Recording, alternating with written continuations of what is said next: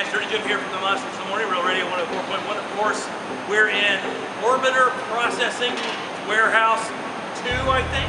Especially built for the orbiters when they roll them in.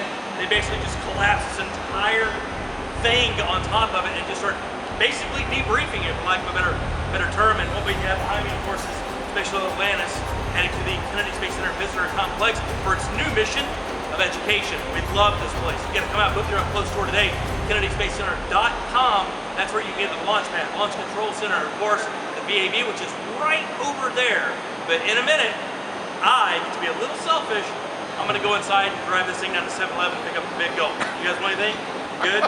All right, buddy, here we go. Oh, try not to touch anything.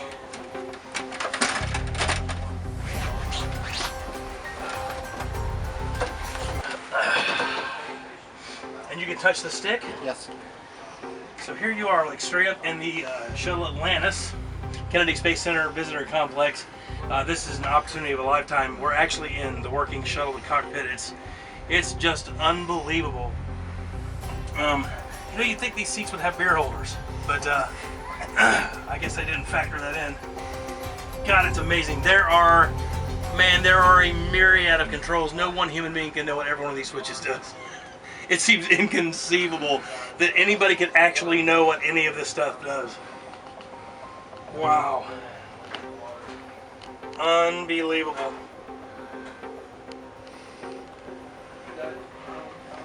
This is cool. There's really no other way to say it. I'm sitting in the cockpit of the Atlantis. What else do you need to say, really? So a minute ago we were upstairs top deck, as it's flight deck. Flight deck, I'm sorry, flight deck. So a minute ago we were upstairs at flight deck. Now we're at what I think we call mid deck. Correct. And underneath the floors are everything from water storage to the environmental systems to water pumps to air brushes, whatever that is. And these are the two other seats that two of the other passenger astronauts not flying, or just astronauts, I guess, would be seated during takeoff. And then afterwards, of course, into orbit, and that's when work begins. And by work, I mean eating floating M&Ms.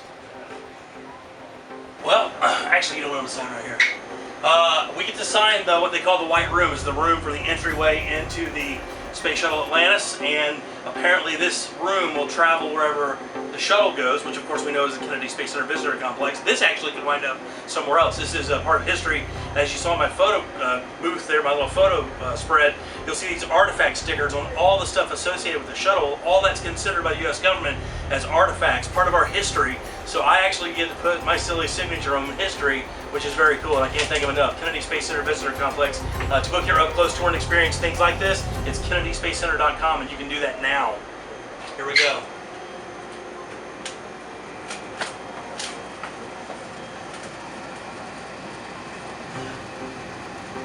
What is the day? 4? October 4th.